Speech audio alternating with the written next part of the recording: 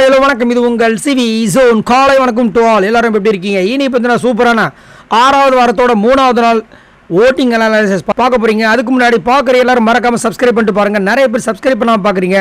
நீங்கள் சப்ஸ்கிரைப் பண்ணால் உங்களுக்கு கண்ணால் அடித்துன்னு ஆசையாக மாதிரி நிறைய சுட சுட அப்டேட்ஸ், பிக் பாஸ் பற்றின எல்லா அப்டேட்ஸும் உங்களுக்கு காத்துட்ருக்கு. மறக்காமல் சப்ஸ்கிரைப் பண்ணுங்கள்.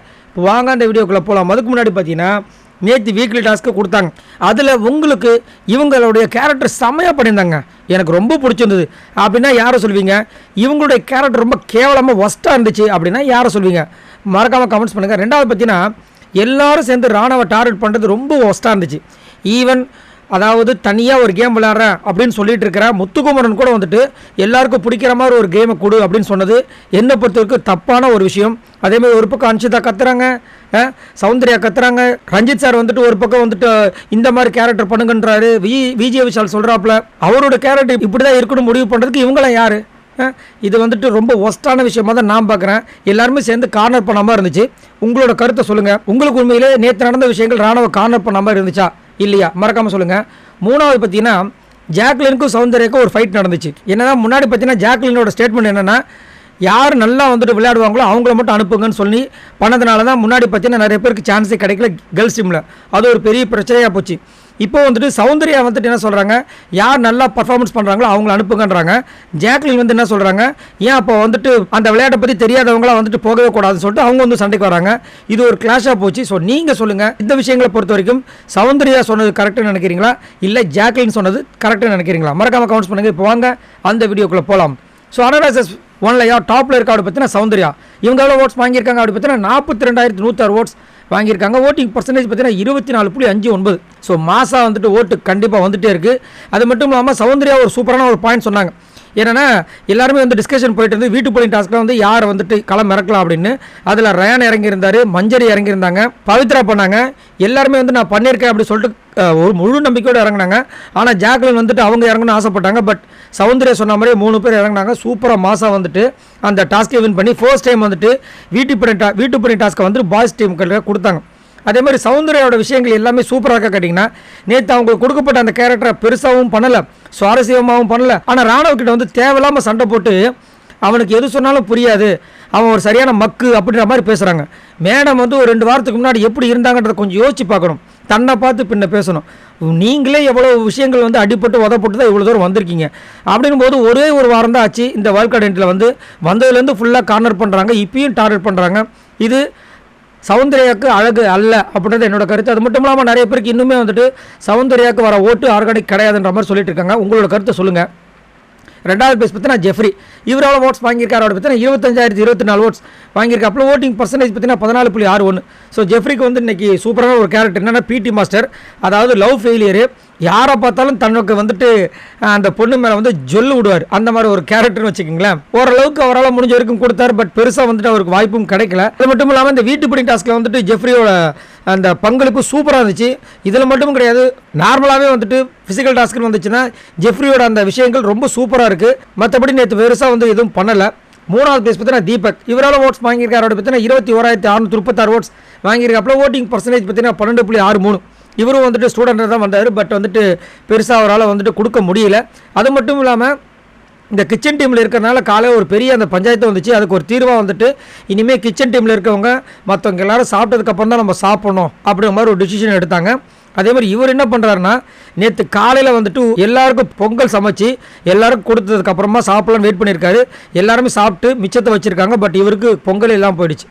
ஸோ அந்தளவுக்கு வந்துட்டு ரொம்ப வருத்தப்பட்டு நான் எனக்கு கூட இல்லாமல் மற்றவங்க கொடுத்தா, ஆனால் பசங்க வந்துட்டு இவ்வளோ வேஸ்ட் பண்ணிட்டாங்க அப்படின்னு சொல்லி ஃபீல் பண்ணிட்டு இருந்தார். அது மட்டும் இல்லாமல் தீபக் கொஞ்சம் ஓப்பன் அப் ஆகிறாரு. பட் நேற்று அந்த கதாபாத்திரத்தில் நல்லா பண்ணாரா கேட்டிங்கன்னா அவருமே பெருசாக வந்துட்டு அந்த விஷயங்களை கொடுக்கல அப்படின்றது தான் உண்மை. 4வது பிளேஸ் பார்த்தீங்கன்னா ஜாக்லின். இவங்க எவ்வளோ ஓட்ஸ் வாங்கியிருக்காங்க அப்படி பார்த்தீங்கன்னா 17,260 ஓட்ஸ் வாங்கியிருக்காங்க. ஓட்டிங் பர்சன்டேஜ் பார்த்தீங்கன்னா 10.08.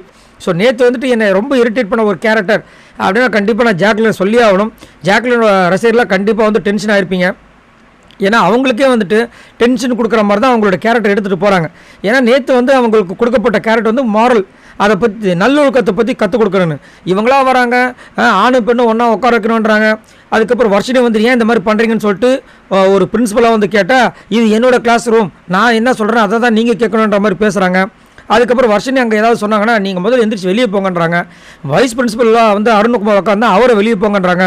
ரியா வந்துட்டு ஏதோ ஒரு விஷயம் ஒரு ஸ்டூடெண்ட்டாக சொல்கிறாங்க, அவங்கள வந்துட்டு இங்கேருந்து மார்க் பண்ணுற மாதிரி எமிட்டேட் பண்ணுறாங்க. அந்த அருண் பண்ணார் பாருங்க அந்த விஷயத்தை எந்த டீச்சர் இந்த மாதிரிலாம் பண்ணுவாங்க. இதெல்லாம் கொஞ்சம் எல்லை மீறி விஷயமா இருந்துச்சு. அது மட்டும் இல்லாமல் பசங்களும் வந்துட்டு பொண்ணுங்களும் பசங்களும் வந்துட்டு ஒன்றா உக்காரலாம்னு சொல்லிட்டு இதுக்கு ஒரு தீர்மானத்தை வந்துட்டு பிரின்சிபல்களை சொல்லி அதை ஒரு மீட்டிங்காக போட்டு உங்களுக்கெல்லாம் சந்தோஷமானு கேட்குறாங்க. அங்கே யாருமே கைத்தட்டவே இல்லை. ஒரு 2 பேர் தான் கைத்தட்டினாங்க. யாருக்குமே பிடிக்கவும் இல்லை அந்த விஷயங்கள். ஏன்னா எந்த ஸ்கூல்லையுமே வந்துட்டு இந்த மாதிரிலாம் வந்துட்டு அலோவ் பண்ண மாட்டாங்க. பட் இவங்களுக்கு என்னாச்சுன்னு தெரியல, இந்த மாதிரி பண்ணி நிறைய பேர் இரிட்டேட் தான் சம்பாதிச்சாங்க. சரி, 5வது பிளேஸ் பார்த்தீங்கன்னா ரஞ்சித். இவர் எவ்வளோ ஓட்ஸ் வாங்கியிருக்காரு அப்படி பார்த்தீங்கன்னா 14,152 ஓட்ஸ் வாங்கியிருக்காப்புல. ஓட்டிங் பர்சன்டேஜ் பார்த்தீங்கன்னா 8.26. ஸோ ரஞ்சித் பார்த்தீங்கன்னா நேற்று வந்துட்டு ஓரளவுக்கு கொஞ்சம் அவரோட கதாபாத்திரத்தில் பண்ணார். அதுக்கப்புறம் இந்த டங் ஸ்விஸ்டர் மாதிரி ஒரு விஷயம் கொடுத்துருந்தாங்க, அதை ஓரளவுக்கு நல்லாவே எடுத்துகிட்டு போனார். அதேமாதிரி இவர் வந்துட்டு ராணவக்கிட்ட சொல்கிறாரு, இந்த கேரக்டர் நீ இப்படி எடுத்துகிட்டு போப்பா இன்னும் நல்லாயிருக்கும் அப்படின்னு. சாருக்கே வந்துட்டு இன்னும் அவரோட கேரக்டர் வந்து ஒழுங்காக வந்துட்டு இங்கே ப்ரெசென்ட் பண்ணுறதுக்கு முடியல. இவர் வந்து ராணவ சொல்கிறாரு, ஏன் அப்படி எனக்கு கோவம் வருதுன்னா எல்லாருமே நேற்று வந்து டார்கெட் பண்ணி ராணவ நீ இப்படி பண்ணலாம், இதை இப்படி பண்ணு அப்படி பண்ணு சொல்லிட்டு அவரோட கேரக்டர் இவங்க டிசைன் பண்ணுறாங்க. இதுக்கு யாருக்கு இதெல்லாம் இவங்க பேசுகிறதுக்கு யார் இவங்களுக்கு முதல் உரிமை கொடுத்தாங்கன்னு எனக்கு சத்தியமாக புரியல. ஏன்னா இவங்க ஒரு கண்டஸ்டன்ட் மாதிரி அவங்களும் ஒரு கண்டஸ்டன்ட். ஆனால் நேற்று ஒரு விஷயம் பண்ணிடுறாரு. என்னென்னா சிவகுமார் வந்து ரொம்ப லோன்லியாக ஃபீல் பண்ணும்போது இவர் தான் போய் ஆறுதலாக வந்து சில வார்த்தைகளை பேசியிருந்தார். அது கொஞ்சம் நல்லா இருந்தது. 6வது பிளேஸ் பார்த்தீங்கன்னா சத்யா. இவங்க எவ்வளோ ஓட்ஸ் வாங்கியிருக்காங்க அப்படி பார்த்தீங்கன்னா 11,421 ஓட்ஸ் வாங்கியிருக்காப்புல. ஓட்டிங் பர்சன்டேஜ் பார்த்தீங்கன்னா 6.67. நேற்று அவரோட கேரக்டர் நல்லா பண்ணியிருந்தார். உண்மையிலே ஒரு இடத்துல பார்த்தீங்கன்னா இவருக்கும் ராணவுக்கும் வந்துட்டு ஒரு சண்டை வந்த மாதிரி இருந்துச்சு. அதில் அப்படியே ட்ரூவாக பண்ணியிருந்தார். அந்த கேரக்டர் உள்வாங்கி உண்மையிலே சண்டை போகிற மாதிரி இருந்துச்சு. எனக்கு கொஞ்சம் பக்குன்னு ஆயிடுச்சு. ஐயோ சண்டைன்னு வந்துட்டு அதாவது ஸ்கூல் டேஸ்லாம் பார்த்தீங்கன்னா ஒரு சில சண்டைகளே வரும். அந்த லவ் பண்ணுற பொண்ணுக்காக அடிச்சுப்பாங்க, அதெல்லாம் விஷயங்களாக வரும். அந்த மாதிரி தான் இந்த சண்டை வந்துச்சு. உண்மையிலே அடிச்சுப்பாங்கன்னு சொல்லிட்டு கொஞ்சம் பதவிப்பாயிடுச்சு. ஆனால் அந்த ஆக்டிங் அவ்வளோ அருமையாக கொடுத்துருந்தார். உண்மையிலே சூப்பராக இருந்துச்சு. 7வது பிளேஸ் பார்த்தீங்கன்னா தர்ஷிகா. இவங்க எவ்வளோ ஓட்ஸ் வாங்கியிருக்காங்க அப்படி பார்த்தீங்கன்னா 10,723 ஓட்ஸ் வாங்கியிருக்காங்க. ஓட்டிங் பர்சன்டேஜ் பார்த்தீங்கன்னா 6.26. இப்போலாம் பார்த்தீங்கன்னா தர்ஷிகாவோட கேம் வந்து பெருசாக இல்லை. அதே மாதிரி அங்கே வந்து 8 பேர் வந்துட்டு அந்த இதுக்கு வந்துட்டு கேரக்டரை சூஸ் பண்ணுறதுக்கு ஸ்டூடெண்ட்ஸாக போகிறாங்க. இவங்க கம்முன்னு உட்காந்துட்டு இருக்காங்க. ஒரு இன்ட்ரெஸ்ட் இல்லை. அதேமாதிரி கேரக்டர் டிஃப்ரெண்ட்டாக பண்ணணும்னு பார்த்தா அதுவும் பண்ண மாட்டாங்க. ஆனால் இவங்க கிட்ட வந்துட்டு விஷால் வந்து ஒரு லவ் லெட்டர் கொடுக்குற மாதிரி ஒரு கான்செப்ட் பண்ணி அதை வந்து அவர் கொஞ்சம் இனிஷியேட்டிவ் எடுத்ததுனால கொஞ்சம் லைட்டாக கண்டென்ட் போச்சே தவிர மற்றபடி பெருசாக ஒன்றுமே இல்லை.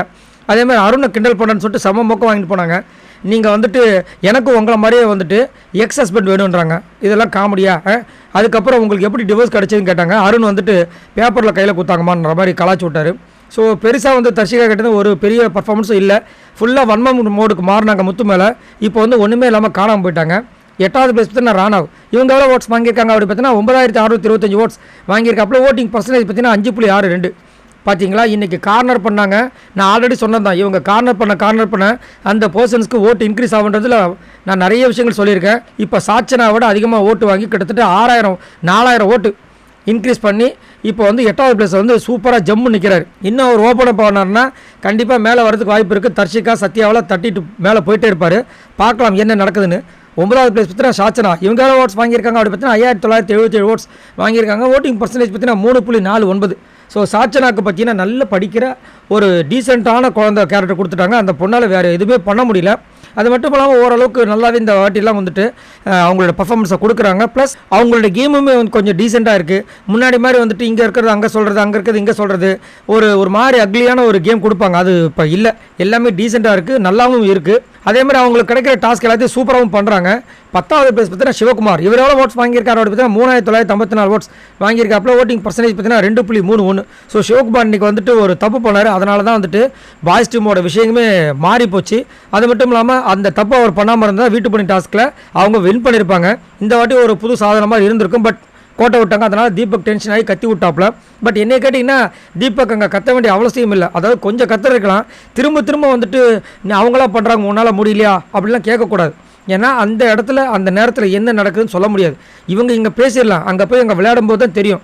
ஆனாலும் இவரும் வந்துட்டு டென்ஷன் ஆகிட்டு அதை எப்படி அவர் பேசலாம்னு சொல்லிட்டு சொடக்கு போட்டு கொஞ்சம் ரவுடித்தனமாக பிஹேவ் பண்ணுறதுல கொஞ்சம் கம்மி பண்ணிடலாமோன்ற மாதிரி தோணுச்சு. ஆனாலும் மனுஷன் வந்து கொஞ்சம் கண் கலங்கி அழுதுட்டாப்புல. 11வது பிளேஸ் பார்த்தீங்கன்னா வர்ஷினி. இவங்க எவ்வளோ ஓட்ஸ் வாங்கியிருக்காங்க அப்படி பார்த்தீங்கன்னா 3,466 ஓட்ஸ் வாங்கியிருக்காங்க. ஓட்டிங் பர்சன்டேஜ் பார்த்தீங்கன்னா 2.02. நான் வர்ஷினியோட கேரக்டர் ரியாக்கு தான் கிடைக்கும்னு நினச்சேன். ஏன்னா ரியாக்கும் அருணுக்கு தான் முட்டிக்கிட்டே இருந்துச்சு. பட் வர்ஷினி கொடுத்துருந்தாங்க. பட் வர்ஷினி பார்த்தீங்கன்னா உண்மையிலே இன்றைக்கி சூப்பராக பண்ணியிருந்தாங்க. அவங்களோட கேரக்டராக அதிகமாகவும் இல்லாமல் கம்மியாகவும் இல்லாமல் சூப்பராக பண்ணியிருந்தாங்க. அதேமாதிரி சாச்சனா வந்துட்டு நான் வந்து என்னோட மாரல் என்னென்னு சொல்கிறேன்னு சொல்லிட்டு ஒரு விதியை சொல்லிட்டாங்க. நியூட்டனோட third law, every action there is opposite reaction. அது அவங்க வந்து இது வந்து குரல் இல்லாமல், இது வந்து மாரல் இல்லாமல், இது வந்து நியூட்டனோட விதி அப்படின்னு சொல்லி கலாச்சார விஷயங்கள்லாம் சூப்பராக இருந்தது. நல்லா கரெக்டாக பர்ஃபெக்டாக பண்ணிட்டு இருந்தாங்க வச்சுக்கோங்களேன். 12வது பிளேஸ் பார்த்தீங்கன்னா மஞ்சரி. இவங்க எவ்வளோ ஓட்ஸ் வாங்கியிருக்காங்க அப்படி பார்த்தீங்கன்னா 2965 ஓட்ஸ் வாங்கியிருக்காங்க. ஓட்டிங் பர்சன்டேஜ் பார்த்தீங்கன்னா 1.73. ஸோ மஞ்சரிக்கு தமிழ் வாத்தியார் மாதிரி ஒரு விஷயத்தை வந்து கொடுத்துருந்தாங்க. தமிழ் ஆசிரியர் பொறுப்பு கொடுத்துருந்தாங்க. ரொம்ப நல்லா பண்ணியிருந்தாங்க. தமிழ் உச்சரிப்பு அவ்வளோ அழகாக இருந்தது. அதேமாதிரி அருணும் வந்து ஒரு இடத்துல வந்து செம்மையை வெளுத்து வாங்கினாங்க. அதேமாதிரி அவங்களோட உரிமைகளை வந்துட்டு அங்கங்கே கேட்டுறாங்க. அது நல்லா இருக்குது. இன்றைக்கி கூட பார்த்தீங்கன்னா அந்த வீட்டு பணி டாஸ்கில் நான் பண்ணுறேன், என்னால் முடியும், ஆனால் நீங்கள் சூஸ் பண்ணுங்கன்ற மாதிரி டக்குன்னு இது பண்ணிட்டாங்க. எல்லாத்துலேயும் போகிறதுக்கு ஆசையும் படலை, ஆனால் எல்லாத்துலையும் நான் இன்ட்ரெஸ்ட்டாக இருக்கேன்றதை அங்கங்கே காமிச்சிட்டே இருக்காங்க. பட் இன்னும் இருந்தாலும் மக்கள்கிட்ட பார்த்தீங்கன்னா ஓட்டே இல்லை. லாஸ்ட்டாக பார்த்தீங்கன்னா ரியா, இவங்க எவ்வளோ ஓட்ஸ் வாங்கியிருக்காங்க அப்படி பார்த்தீங்கன்னா 2935 ஓட்ஸ் வாங்கியிருக்காங்க. ஓட்டிங் பர்சன்டேஜ் பார்த்தீங்கன்னா 1.71. இன்றைக்கி ரியா வந்துட்டு பெரிய பர்ஃபார்மன்ஸில் கொடுக்கல, பட் கொடுக்கறதுக்கு ட்ரை பண்ணாங்க. நான் வந்து ஒரு பையனை லவ் பண்ணுறேன், அந்த பையனோட லெட்டர் வந்து எஸ்ஸில் ஆரம்பித்து ஏல முடியும் அப்படி சொல்லியிருந்தாங்க. நிறைய பேர் வந்து சாச்சனாவான்னு சொல்லிட்டு கலாய்ச்சிருந்தாங்க. அதேமாதிரி ரியா வந்து சொன்ன விஷயங்களை வந்துட்டு இந்த ஆப்போசிட் இருக்கிற டீச்சராக இருந்த ஜாக்லி வந்து ரொம்ப அப்படியே ஒரு மாதிரி கலாய்ச்ச விஷயங்கள் எனக்கு பிடிக்கல. ஏன்னா எப்பயுமே வந்துட்டு டீச்சர் அந்த மாதிரி பண்ணவே மாட்டாங்க. அது மார்க் பண்ணுற மாதிரி அவங்க கையெடுத்து கும்பிடுவாங்க பாருங்களேன், அந்த மாதிரி பண்ணுற விஷயங்கள்லாம் கொஞ்சம் ஓவராக இருந்தது. அவங்களுக்கு கொஞ்சம் கண்டிப்பாக ஹர்ட் ஆகிருக்கும். ஆனாலும் பார்த்தீங்கன்னா ரியா என்ன தான் எவ்வளோ விஷயங்கள் கொடுத்தாலும் மக்களுக்கு வந்து ரியாவை பிடிக்காமல் ஓட்டும் போடாமல் இப்போ வந்துட்டு ஓட்டே இல்லாமல் நிர்கதியாக வந்துட்டு 13வது பிளேஸில் இருக்காங்க. ஸோ இந்த வாரம் கண்டிப்பாக இவங்க தான் டட்டா பை சொல்ல போகிறாங்கன்னு நினைக்கிறேன். ஸோ இவங்க எல்லாரும் மொத்தமாக இது வரைக்கும் வாங்கின ஓட்ஸ் எவ்வளோ பார்த்தீங்கன்னா 1,71,244 ஓட்ஸ் வாங்கியிருக்காங்க. ஸோ நீங்கள் சொல்லுங்கள், இந்த வாரம் யார் வெளியேற வேண்டும், உங்களுக்கு பிடித்தமான நபர் யார், நேற்று வீக்லி டாஸ்கில் யார் செம்ம மாசா பண்ணியிருந்தாங்க, மறக்காம கமெண்ட்ஸ் பண்ணுங்கள். பாய் நண்பர்களே.